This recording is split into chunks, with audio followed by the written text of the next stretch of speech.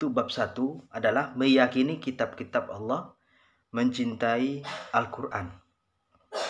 Tentunya kita sudah tahu, kita belajar dari kelas 7 bahwasanya kitab-kitab Allah yaitu ada 4.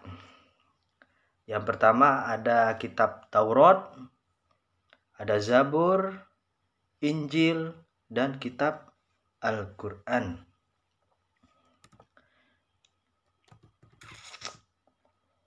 Dari keempat kitab tersebut, yang sering kita jumpai dan yang kita sebagai umat Islam, tentunya kita memiliki kitab Al-Quran. Kitab-kitab Allah Subhanahu wa Ta'ala ini merupakan anugerah bagi manusia. Mengapa demikian? Jadi manusia dikaruniai akal dan pikiran sehingga dapat mengkaji ilmu pengetahuan yang ada di dalamnya. Kitab-kitab Allah Subhanahu wa Ta'ala tersebut juga dapat memberi jalan keluar terhadap setiap masalah dan kesulitan yang dihadapi oleh manusia.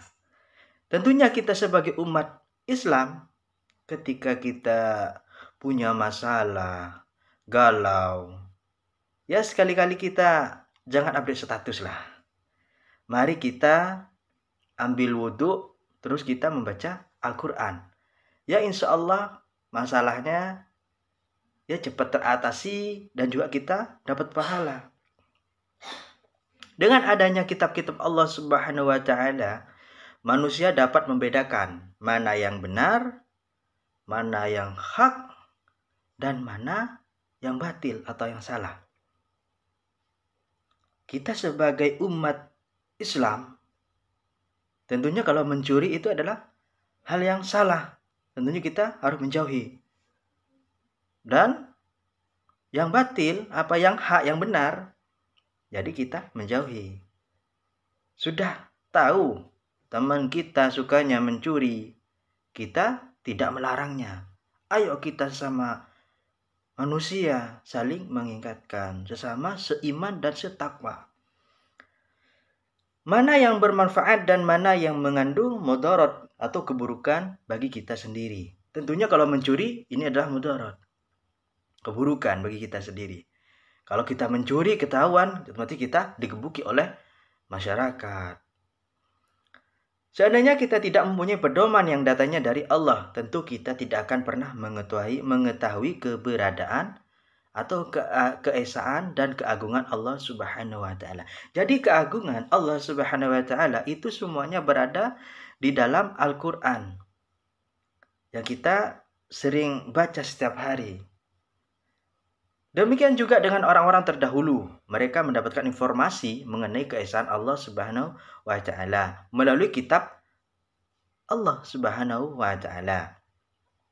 Tanpa dibimbing oleh Allah Subhanahu wa Ta'ala, manusia juga akan melakukan penyembahan yang sesat tanpa bimbingan dari Allah. Maka kita akan tergolong orang-orang yang sesat. Tanpa kitab Allah, sudah pasti akan membuat manusia berada dalam kegelapan. Ibarat seseorang yang sedang berjalan. Manusia berjalan tanpa mengetahui arah dan tidak mempunyai tujuan. Linglung. Gak ada tujuan entah kemana, kayak orang gila. Kalau kita sebagai umat Islam tidak mempunyai kitab Al-Quran. Apa yang terjadi? Tentu pada hidup ini akan tersesat. Gak ada tujuannya kalau kita tidak memiliki kitab Al-Quran. Quran surat Al-Maidah. Bismillahirrahmanirrahim. Yahdi bihillahu manittaba'a ridwanahu subulas salami wa zukhrijuhum minadh-dhulumati ilan nur. Minadh-dhulumati ilan nuri biiznihi wa ma yahdihim ila siratim mustaqim. Artinya, dengan kitab itulah Allah memberi petunjuk kepada orang yang mengikuti keridhoannya ke jalan keselamatan. Dan dengan kitab itu pula, kitab Al-Quran maksudnya, Allah akan mengeluarkan orang itu dari gelap gulita kepada cahaya dengan izinnya dan menunjukkan ke jalan yang lurus. Quran Surat Al-Maidah ayat 5. Jadi pada dasarnya maksudnya ayat tersebut adalah ketika kita tidak mempunyai pedoman atau petunjuk atau enggak tujuan, maka kita berada dalam kegelapan. Seakan-akan dia cuma hidup, tidak menjalankan semua perintah-perintahnya Allah dan tidak menjauhi segala larangannya Allah. Yang pertama, kitab Allah Subhanahu wa taala dan juga Rasulullah siapa saja yang menerima kitab tersebut. Yang pertama adalah Taurat, ada Zabur, Injil, dan Al-Quran. Kitab Taurat diturunkan pada abad ke-12 Masehi. Kitab Taurat diwahyukan kepada Nabi Musa alaihissalam pada abad ke-12. Quran Surat Al-Mu'minun ayat 23, Bismillahirrahmanirrahim, walaqad ataina Musal kitaba la'allahum yahtadun. Artinya, dan sungguh telah kami anugerahi kepada Musa alaihissalam kitab Taurat agar mereka Bani Israel mendapat petunjuk. Quran Surat Al-Mu'minun. Terus yang kedua ada kitab Zabur diturunkan kepada Nabi Daud untuk bangsa Bani Israel, untuk umat Yahudi. Ini bagi umat Yahudi. Firman Allah Subhanahu wa taala, "Wa rabbuka 'alamu mimma fis samawati wal ard, wa laqad faddalna ba'dhan nabiyyina 'ala ba'dhi wa ataina Dawuda zabura." Dan Tuhanmu lebih mengetahui siapa yang di langit dan tidak bumi dan di bumi. Dan sungguh kami telah memberikan kelebihan kepada sebagian nabi-nabi atas sebagian yang lain. Dan kami berikan Zabur kepada Nabi Daud. Quran Surat Al-Isra.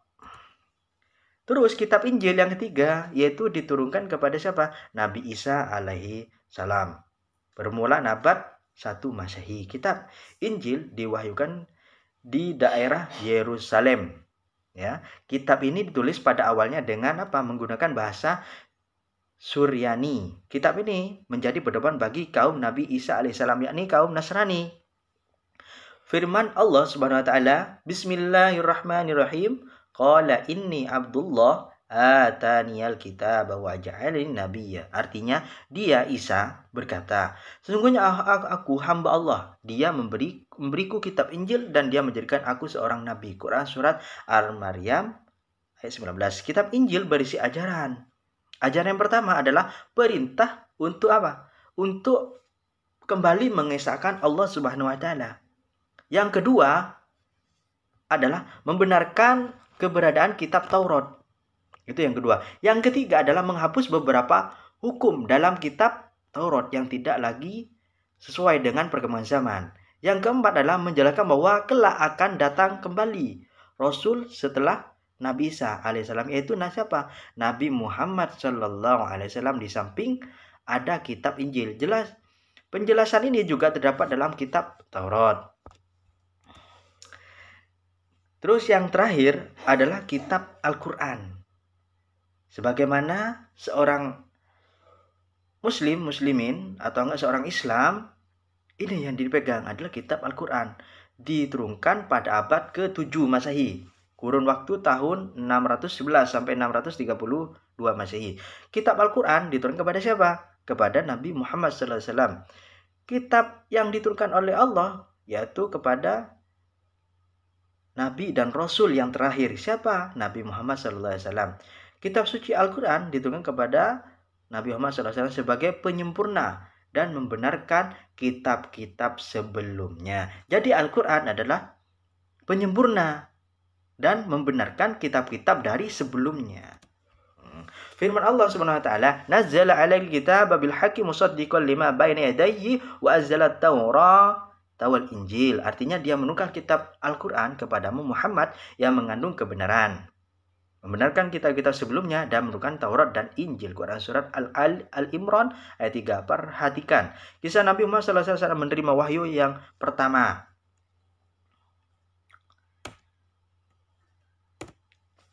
Jadi wahyu yang pertama Nabi Muhammad SAW yaitu ketika Nabi Muhammad berada di dalam mana? Di dalam Gua Hira. Datanglah malaikat Jibril seraya berkata, Iqra, Iqra, Iqra. Ketika malaikat Jibril datang ke Gua Hira. Nabi Muhammad SAW berkata, sungguh aku tidak pandai membaca. Malaikat itu memegang Nabi Muhammad SAW dan mendekapnya sehingga beliau lemah. Kemudian dilepaskan. Lalu malaikat itu berkata lagi, Iqra. Muhammad menjawab, Iqra itu adalah artinya bacalah. Nabi Muhammad menjawab, sungguh aku tidak pandai membaca. Lalu Jibril mendekap beliau lagi. Yang kedua kalinya. Lalu dilepaskan kembali. Terus malaikat Jibril berkata lagi, Iqra, bacalah. Maka Muhammad menjawab, sungguh aku tidak pandai membaca. Lalu malaikat itu memegang dan menangkap Muhammad untuk yang ketiga kalinya. Kemudian ia melepaskannya lagi. Jibril lalu membacakan wahyu yang pertama, Quran surat Al-Alaq ayat 1-5.